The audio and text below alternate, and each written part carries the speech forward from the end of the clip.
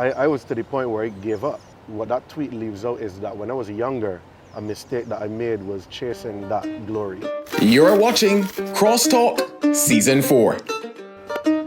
Crosstalk Season 4, Episode 1. It is here. A pleasure to be back with you guys. And I decided I need to start it with a bang. I need to start it with somebody who my instinct told me needed to be on this show. Justin King, Jus Jay. How you doing today, bud?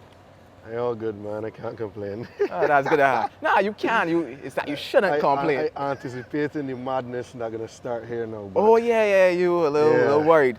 I'm a little worried, just a little. If my phone vibrate and you see me smile, it's because I have a clip to use for you.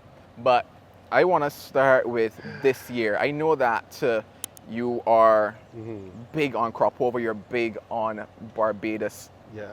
How things going for you this season? How you feeling about Cropover this year?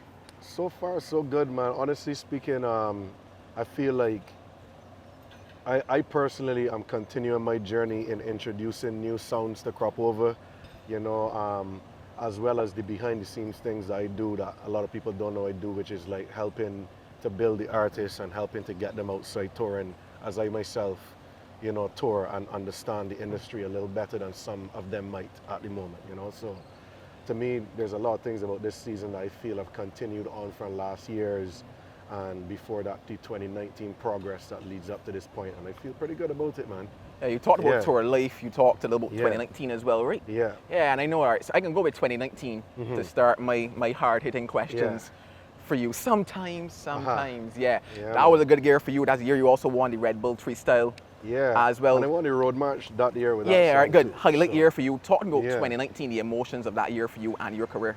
Man, that year was like a roller coaster for me because like a lot of people don't know that I've been like really trying at this thing for about 17 years. A lot of people who have seen the recent success kind of are of the impression that, you know, like he just come out, you know, not knowing that it's been trial and error for the past 17 years of my life, you know what I mean? So 2019, I actually released some time and celebrated my 30th birthday literally a week later, you know what I mean? And you know, obviously coming through your 20s trying to figure it out, you know, reaching all the way till your 30th birthday thinking, damn, well, I can't figure it out. And on my 30th birthday, we launched this song and that was history. It went on to be, you know, the slowest road march ever in Cropover history. You know, we won the People's Monarch. Then I went on to win the Red Bull Freestyle Caribbean Championship in December that same year, you know what I mean? So it was like a roller coaster of emotions, you know what I mean? It's like, finally, everything that I've been working towards, you know, it seems to now make sense, you know? Did it almost feel then as if there was a drop-off as well? Because basically, that was the year when you said, okay, it's making sense for you. You ticked your boxes, but then, bam, COVID happened. Man. And one, I know you didn't get a tour with that song because I remember it was the biggest crowd I saw that song at was the Tipsy that year. Yeah, man. I remember capturing something and say, yo, these people singing, but you never really got to take that song to the world. So you got to the top stairs and you almost dropped back down to the bottom. Take me through your emotions coming off of that now. Boy, I'm not gonna lie to you, boy. COVID, you know, the funny thing about it is Call of Duty playing PlayStation is actually what really saved me, you know what I mean? I was to the point where I gave up. I stopped using social media, it came off. I hadn't made a post on Instagram for over a year. You know, I was just gone from the scene. It was like you work your whole life from school all the way up to that point. You finally get it. And what was slated to be the biggest year of my career, touring-wise, was completely stripped in March. You know, like that's when it starts. You go to Trinidad and then everything from there is just pace, you know? And the world shut down. Who would have thought, you know? I shut down. It's like, So, all right, we'll be going into the mental state here because remember when I contacted you, I want to talk about the love-hate relationship that we have with the arts and this creative field that we're in, and whereby you get your highs, you get your lows, but you kind of have to keep going, and you still had to keep going even though you took your little breaks. But so take me through mentally, you know, how you dealt with it in that period to get yourself to be able to still come back again a year later and release music. Right. Well, first of all, I didn't deal with it. I think that was one of the first problems. I just shut down. I never actually dealt with it. I think that compared to other people that I know, I actually got out pretty lucky. I know some people who are still quite messed up, you know, since the pandemic. You know, obviously financially as an entertainer, all my eggs are in that entertainment basket, you know what I mean? Not being able to work for nearly 2 years is crippling, you know? So like you watching your bank accounts deplete, you know, you got bills to pay, you got different things, and the way that I dealt with it was by not dealing with it, believe it or not. I would play PlayStation, Call of Duty all day, all night, you know what I mean? And it was a sense of community because obviously you got friends and things on there playing with you. So you're talking foolishness, you're chatting trash, and you know, you're playing game, and it actually, you know, video games actually keep your mind pretty distracted, which is why I guess like for school and stuff, it's not great to be playing games and stuff, you know, because it's very distracting, it's very addictive. And the addictive distraction actually helped me through the pandemic. Because before I knew it, time was just going by, and all day, all night, I just there gaming, you know, while my bank account was depleted, right? After the pandemic finished, the world opened, I flew straight to New York. I thought like, it was literally, I was like on my last, you know what I mean? Like for 2 years, just living, and I refused to change my lifestyle. So I was just living, expenses, going.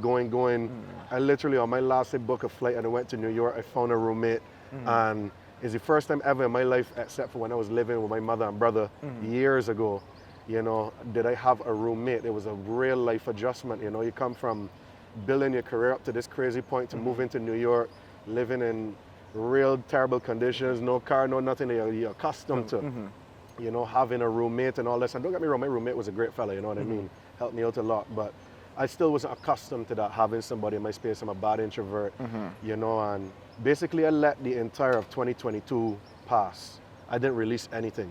That was the year that Sadis had Nothing on You, Bruce had the Mobby song, you know what I mean? I did not participate in Cropover. I just didn't feel like. And it literally took me a year to really catch myself back, you know, hustling in New York, flying around trying to get myself back on the circuit. And 2023, I finally got my mental back together, and I said, yeah, let me go time. You know what I mean? So I'm happy you mentioned 2023, right? Because I told you that I did some digging. I have a couple tweets to talk about. The first one has to do with the fact that, all right, we're talking 2023 into 2024 now. So recently, this is a very recent tweet, you said, I've had incredible success over the past year.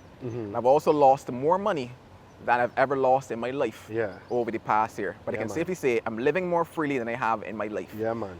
And all that eliminates 95% of my anxiety. Life is for living. Yeah, man.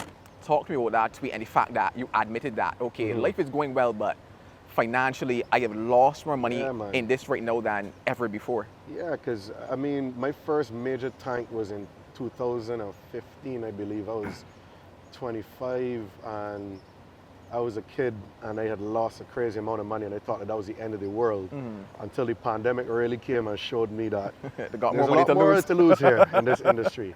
I feel like that tweet in general, basically, you know, over the pandemic, I kind of felt like it is a matter of life or death, literally. You know, for creative minds, we struggle with a lot of mental health issues, which is something that we don't really talk about a lot in this island, I find, in general. A lot of people kind of be like, oh, you need a therapist, you're mad. I had to figure out a lot of things about myself real fast during that pandemic period. And, you know, to that tweet, it basically, I had to learn to be patient.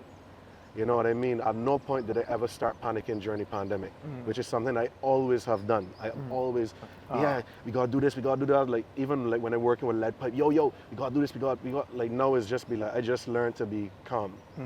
You know what I mean? Because you either learn to be calm and patient, or you just drive yourself to actual complete insanity. So, you know, for me, that's what I meant when I said I'm living more freely than ever. You know, like I don't let certain things get to me. Before this interview started, I was saying, you know, I don't even tweet as much, you know what I mean? I try not to be talking too much about things, bringing too much like negative energy on myself. I'm not perfect. I'm not saying I don't ever do it. I do it still, but a lot less. I've learned to live a lot more freely in my mind, you know what I mean?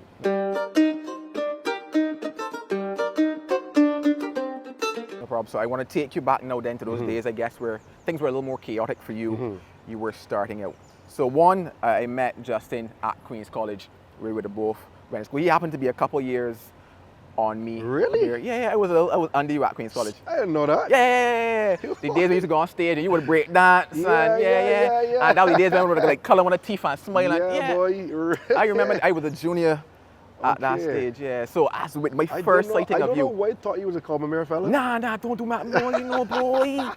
You cut out that clip, boy. But nah, yeah, so I was a junior to you at Queen's College watching you break dance, all these different things. Man.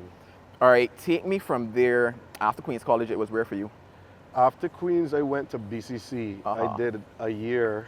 Technically, it was a year before I got kicked out of school. Good, can I write that down? I don't want you to talk about that. Good, thank you, I want to talk about that now for you. And basically, I don't necessarily need to know the reason why, but I want to understand what that period of your life did for your development. Yeah. Man. Like I got a smile because it was such a great period of time. A lot less life stress, a lot freer of a time. You know what I mean?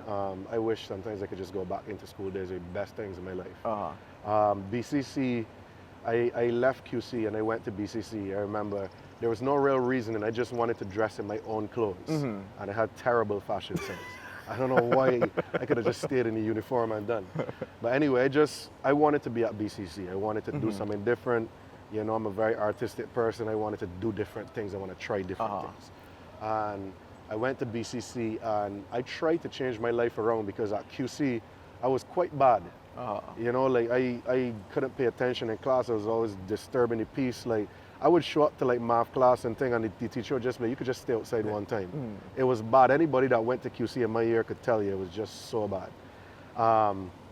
So basically when I went to BCC, I don't know how, like I remember like partying nights before my CXCs, going into CXCs drunk and thing, and I still was able to get back some pretty decent marks. And that's when I realized this. I was like, you're not as bad as you think.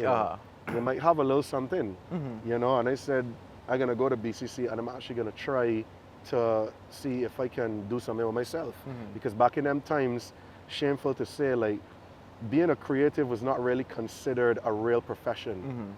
You know, it's crazy how the world has really changed. You know what I mean? Unless you get lucky as a soca artist or something, realistically, your parents didn't want you to be not a singer and a DJ or nothing just so, you know what I mean? So I was like, well, I gotta try to find a real job. So I decided, well, I want to try architecture. I like building and civil engineering is what I went to try. And I had heard that it was the hardest course in the school. Is the highest fail rate in the Barbados Community College. And I didn't know that at the time. And when I heard that, I was like, all right, I'm sure I'll get through. I got through QC just fine. And I remember sitting at the front of the class, rulers, highlighters, markers, all kind of fancy thing. Like, yeah, like I can change my life now. That lasted about a month. And before I knew it, I skipped one class, I skipped 1 week, I skipped a month. And then I got a letter saying, yeah, you're basically kicked out. You got 0.22 GPA. And within a year, I was out. But I was still going to the school because I still had the ID. So I used to show up at the school, play football, talking and things, like great times. And to the question that you ask it, you know, being an outcast is almost the foundation of everything that I have done here. You know, those times, those memories, those experiences are the base of everything that I do creatively. You know what I mean? It's like chaos has become creativity, you know? So I wouldn't change it for the world. It's interesting you said that because in terms of that outcast factor, because you actually in a recent interview also talked about that in terms of how you go about producing your music now as well, and your fusion of not just the soca but into other genres. But I want to take you now, I guess, a couple years beyond BCC, and I want to take you now to your Dream Weekend debut in Jamaica. So wow. I do my little research. And the article that I read talked about the fact that even though it was your debut, you stood out because of the way you mixed and the way you moved the crowd. That was very early in your DJ days. Give me that feeling of being there and rocking an audience.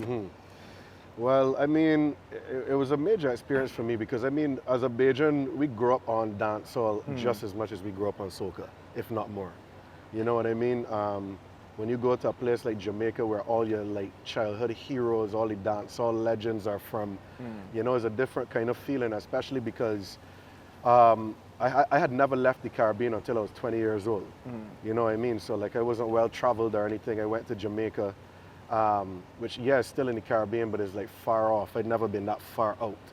And you know, being able to play in a place that's like the mecca of one of the genres you grew up on, it was, first of all, it was intimidating, but it was very, I don't know, I feel like it helped to pave the way to me to say that anything is possible. You know what I mean? What is a Bajan doing playing a set in Jamaica? The fact that somebody took money and flew me there, put me up in a hotel to play without even really knowing who I am. You know what I mean? It really set the foundation for me telling myself, well, yo, like, I could really do this thing, you know what I mean? And that Dream Weekend, it was actually a couple of different events that I had did. You know what I mean? I remember one of them was actually like an electronic music, like EDM event. And like I was like what they would call the soca DJ. There's considered, if you're not Jamaican, it's considered the soca DJ.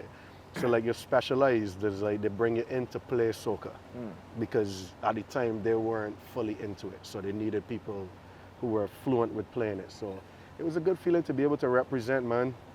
Yeah. So good. Early DJ days. I know you had singing days as well. Yeah, so I know 2008 Party Monarch, you were there on stage. We could skip this part. Yeah, 332 points. You beat a couple big names too. We could skip this part. I honestly feel like there's a part that we could just fast forward. Yeah, so we know, all right, so basically you've had your hand in almost every piece of the puzzle. So you're on stage at one stage, producing music, DJing, you're into the party side of things. And they can take me now to another tweet that we have from you. This one is 2018. Yeah. I just want to be great at whatever I do in life. Being the most popular or making the most money isn't my goal. Even though a higher level of both is still relevant to the situation. I just want to show the world that I've slaved over my craft, whichever it may be. So basically at that stage, it wasn't like if you defined exactly what your craft would be. What year was that? 2018. Okay. Right. Something comes to mind from there? No. I mean, 2018 was probably the more impactful year, I think. It was 2018 or 17 because my first song was actually that year, and that was for Casty Band. It's called I Shall Return. So that was my very first, and I mean, for your first real recording to be for like a Casty Band is a big deal. You know what I mean? So I'm not saying that tweet was related to this, but that year definitely was a year that I would say was quite memorable. I also went to the Red Bull Freestyle World Finals that year in Poland. That was before I had won the Caribbean final, right?